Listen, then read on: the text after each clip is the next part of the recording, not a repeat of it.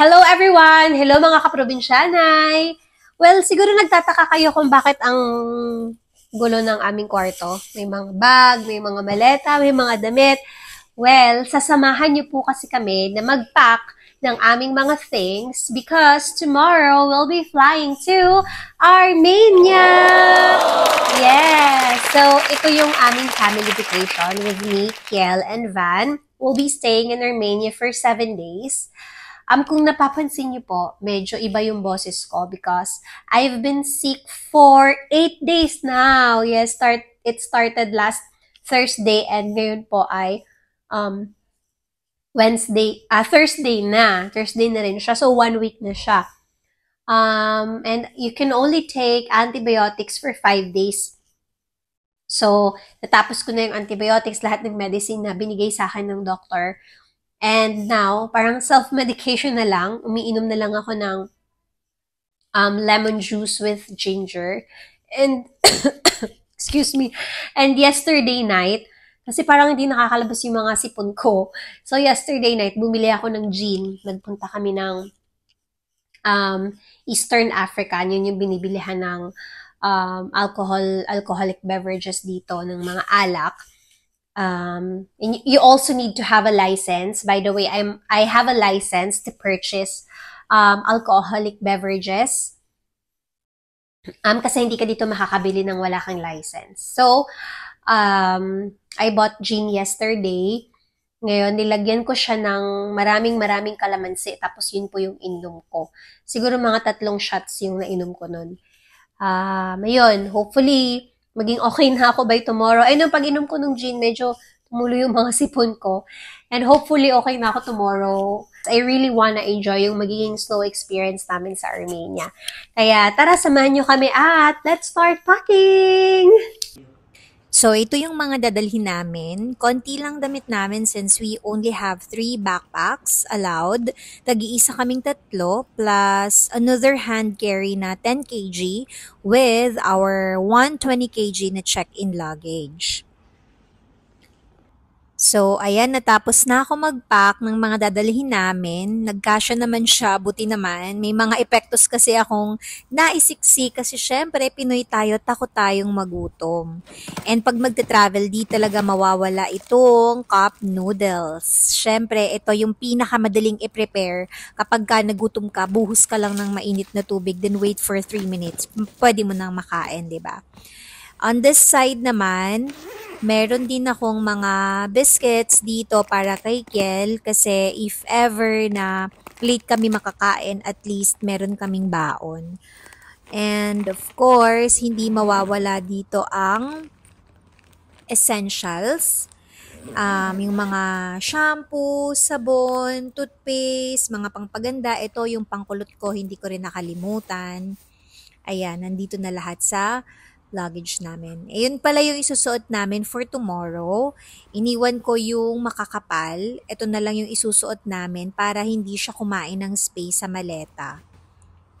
Ayan. So, ito yung jacket ko. Yan yung super kapal talaga. Ito naman kay Van and this is for Kiel. So, di ba kita nyo makapal siya? And of course, pag magta-travel at matutulog sa ibang tulugan, hindi mawawala ang, ano yan, Kel? Kulambo. Siyempre, kailangan may kulambo tayong dala-dala kasi hindi makakatulog si Kel pag walang kulambo. Yan, talagang hindi pwedeng umalis nang wala ang kanyang mahiwagang kulambo. Yan. Hello, everyone. So, it's already 12:05. It's already 12:05, February 23. Happy Fiesta sa mga taga Siruma, sa mga taga Vito Siruma. Shout out. So, ang driver namin ngayon ay si Van. And then, hello, Sharat. Hi, Ka. So, si Sharat ang magdadrive ng car pabalik ng Dubai. Kasi wala kami mapag-iiwanan ng car namin sa Abu Dhabi Airport. So, yun. Maaga kami papunta doon kasi marami daw, ang tawag doon? Mga passengers. So, medyo magulo, mahaba yung pila. So, para relax kami and later on, pag nakapunta na kami sa gate, magpapahinga na lang kami kasi hindi kami natulog eh. Doon natulog naman kami ng hapon pero 1 hour lang yun. So, gusto namin maaga kami para we have time to relax and we have time to just check our things. Ayun. So, later na lang ulit kapag ka nasa airport na kami. So, ito yung aming first day ng vacation namin. Thank you so much! Bye, gang! Bye-bye! You take care, ah. Hoy, tila straight na.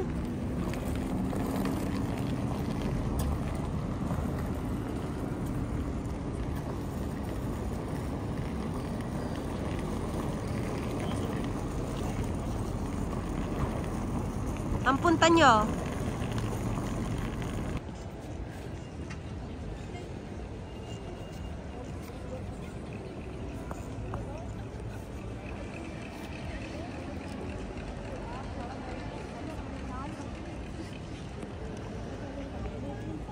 Ikagutom sa check-in. Ito, tiktak.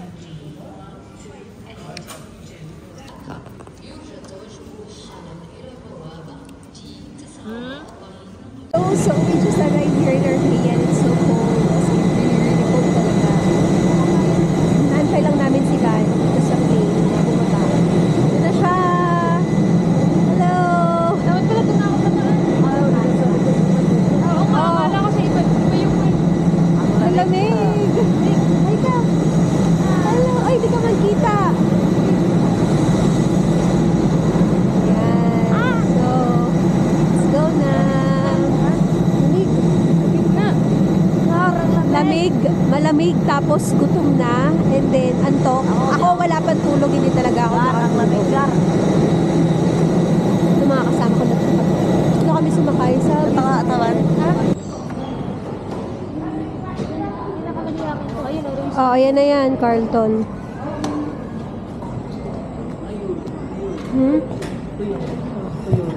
Kaya nga.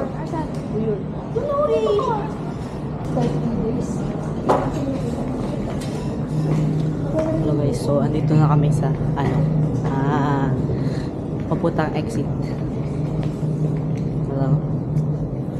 Hello? Sige lang natin yung ano. So papunta na kami sa exit. Dito sa walang tao. May exit na kami guys. Kasi para makapagpahinga na. Oh, here. My name. Okay.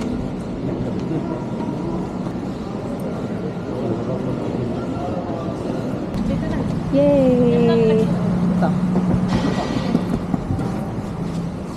Gusto mo sa harap ba eh? Sige. Huda.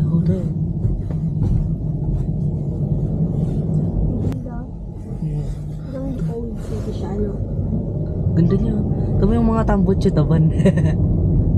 Nag-uusap. From 90s. Ano? US, Las Vegas noong 90s. So, dito na kami sa hotel. Hello. Good. Hi. Oh my God.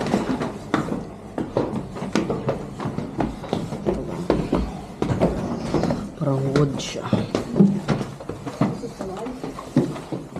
Wow, thank you. Oh, this is nice, brother. May balcony sila, guys. Bedroom. Ito yung bedroom natin. Ito naman yung bedroom. Wait, about 2-3 minutes. Ito may bathtub sila. May bathtub. Hot at first, he come cold, no, he do warm, metal cold. Ligo. Shower. Ito naman yung bed niya. Ito yung bed. Ito yung paligid nila. This one and you have two. Ito siya. This one is better. So, yun, may TV din dito. Ito, para siyang wood. Ito naman yung isang bed. So kayo dito, ako dun. So, sila dito, baka sila dito. We are going to look for restaurant kasi we're really starving. For real.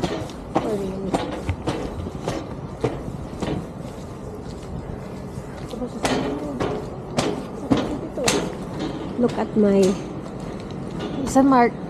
Hindi siya Micra, Nissan Mark. Saan? Yan o. Kel. Ito. Kel. So, napakalamig. Marami ng sigarilyo. Wag naman. Uy, parang hindi tayo dito. Dito ba tayo doon, no? Pinandaan mo ba yung ano natin? Dito, lamig ko ba tayo dito? Hindi po, hindi. Diretso. Tama. Sure? Oo. Parang labi ko tayo dito. No. Hindi. Yun ang likuan natin. Mainit na G. So, hindi pa kami kumakain. Saan kaya kayo makahanap ng kainan? Ipunin mo. So cold here, as in.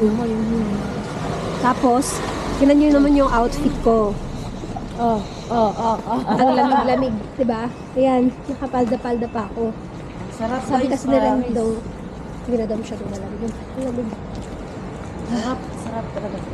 Yung ka na tumira sa Dubai. Dito na ako titira. Haha. Okay. Our very good server. Thank you.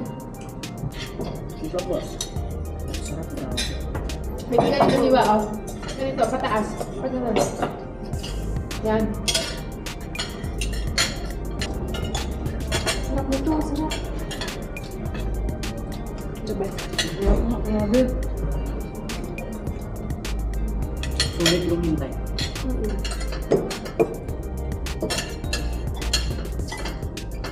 Magmukbang ng mga hindi lang lang. Sabi balik tayo. Wala. Balik tayo. Sabaw. Masapin potato? Sabi kanin pa. Hindi na mainit.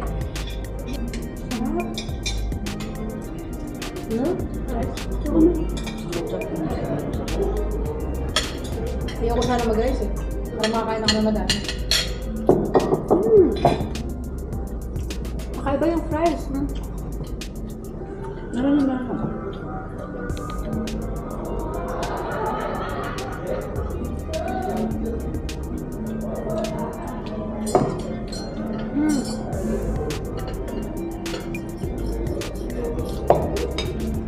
Sarap ng food nila, in fairness.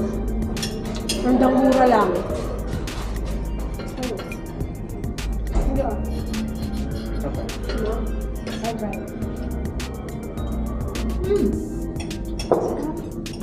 Hindi siya ordinaryong french fries. Para siyang Roasted.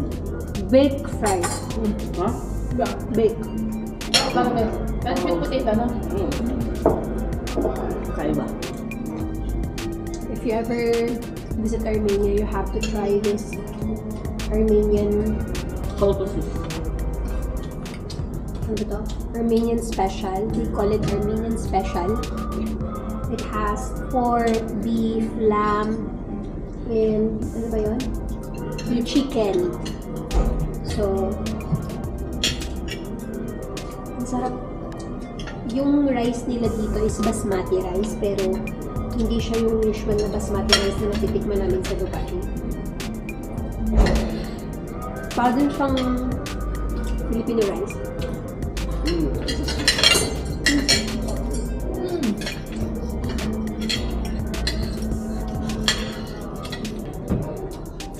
Perfect. First restaurant, 10 out of 10. Ay. So, ayan. Tapos na po kami kumain. Uwi na po kami. Isa lang ang akin, bye. Ngayon, dito na din kami. Uwi na din kami. Punta namin sa condo. Ngayon, gusto ko magkape. Gusto ko talaga magkape, promise. Gusto ko magkape as in. Doon ako magkakape sa terrace kasi malamig dun. Tapos Nagkakape ka. Hindi masarap. Oh.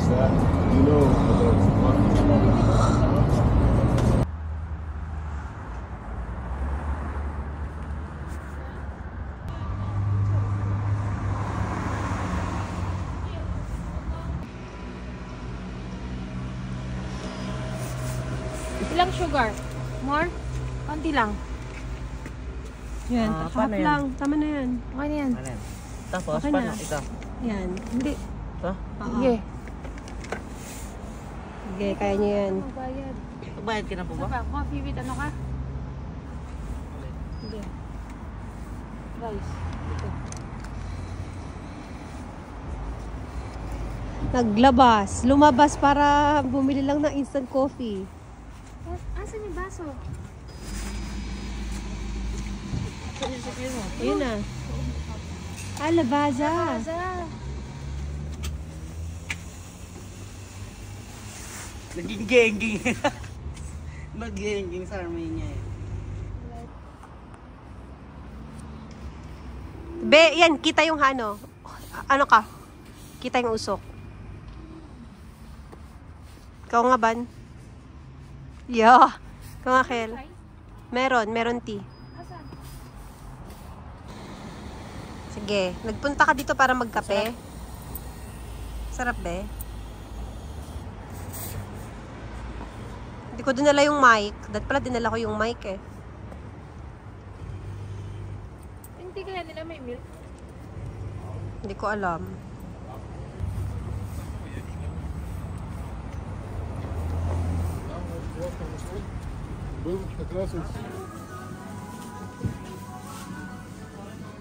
Lace. Nagpunta dito para mag-grocery. Ayan o, cold cuts.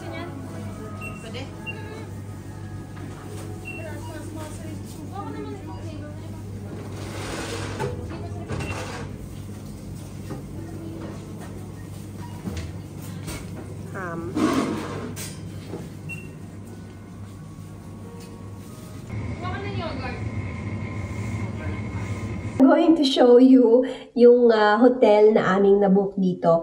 Actually, para siyang, ano bang tawag doon? Airbnb? Yeah, para siyang Airbnb. Pag-aari siya ng isang family. Tapos yung isang buong building, marami siyang levels. Like, tatlo lang siguro, 3 levels. Tapos sa first floor yun, may 2-bedroom apartment sila. Tapos another 2-bedroom apartment itong sa amin. And then meron din sa taas. So ito, yung pagpasok mo, pag-akyat mo ng hagdan, ito na yung door. Then ito yung bathroom nila. Ayan dyan. Yan. Hindi lang dito uso yung bidet. So kung pupunta kayo dito, kailangan magdala kayong tabo. Nakikita nyo ba yan? Yung ginupit kong bote ng Arwa. Kinat ko lang para meron kaming tabo. Ang hirap kasi na walang bidet, di ba? Anyway, sa Pinas, wala naman bidet-bidet. Dito na lang kami nasanay mag-bidet. So, ito, pagpasok mo, ito siya. Ayan. Merong mirror dito. Dito muna namin nilagay yung mga bag namin. And then, ang laki niya, di ba? May sala, may television sila. Ayan, may television sila dito. Pero, hindi naman siya smart TV. And then, ito, nagpapahinga na yung mga kasama namin. Kakagising lang namin actually kasi nga, like I've said earlier, 29 hours na kaming gising. Yung dalawa kong kasama, nakakatulog naman sila ng 1 hour sa gate na, sa airport. Nakatulog naman sila sa plane. Pero ako talaga hindi. Kahit naman pag uwi ako ng Philippines, 9 hours ang travel time, siguro nakakatulog lang ako 1 hour, 30 minutes, gigising, tapos 30 minutes ulit iidlip. Hindi talaga ako nakakatulog sa biyahe. Yun yung problema ko. Kaya pag nagbabiyahe ako, super pagod talaga ako. Palagi. And ito, may sarili kaming kitchen, dining area and kitchen area. Pero wala naman siyang mga lutuan. Ayan, binigyan lang kami ng kettle, electric kettle. Tapos bumili kami ng water sa supermarket. And then, ito, dala-dala namin yung mga yan. Meron din silang mga gamit dyan. Ayan, meron ding microwave para sa food. Ito, nung kumain kami sa restaurant kanina, marami kaming tira. So, ma-microwave na lang namin. May fridge din. And, ito yung gusto ko dito. Kasi, merong, oops. Tanggalin ko yung payong. Yan. Meron silang washing machine. So, bumili na kami ng sabon kanina sa supermarket para makapag-wash kami at hindi tambak yung labahan namin pag uwi ng Dubai. And of course, ito I'll show you yung bedroom na ginagamit ni Kel. Meron pa ditong isang bathroom with bathtub. Yan. Yan. So, ito yung piniling room ni Kel kasi gusto niya daw malapit sa banyo. Ayan, magulo pa. And of course, hindi mawawala ang kanyang kulambo. Tapos, meron siyang cabinet. Naglagay na namin yung iba naming gamit dyan. Ayan.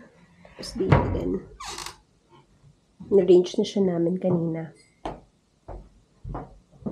And then, there's another bed here. Super happy naman kami dito. We'll be staying here for 7 days.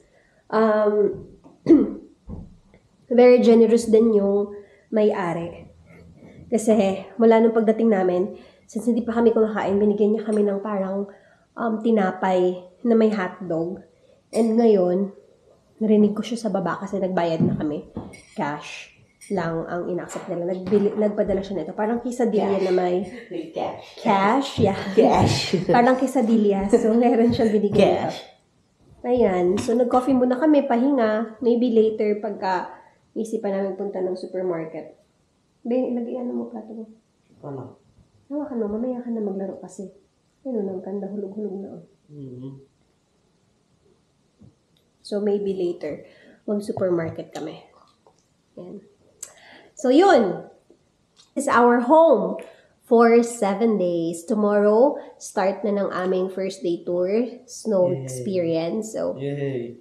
Tomorrow na? yes. Wow. 10 a.m. tomorrow. So, we have to be ready by at least 9:30. Yung breakfast namin dadalhin dito. Kasi Maliligo tayo? yung kinuha namin is with free breakfast. So, like I've said, hindi naman to talaga yung parang hotel, usual hotel na bababa ka sa buffet area, sa restaurant area, at para makakain ng breakfast sa buffet. Dito naman, dadalhin nila, i-arrange nila dito sa table namin yung aming breakfast ng 8:30 a.m. And then yung pick up namin, para sa tour namin is 10 a.m. naman. Kaya we have plenty of time to rest and then to prepare. So, yun muna para sa aming first day tour.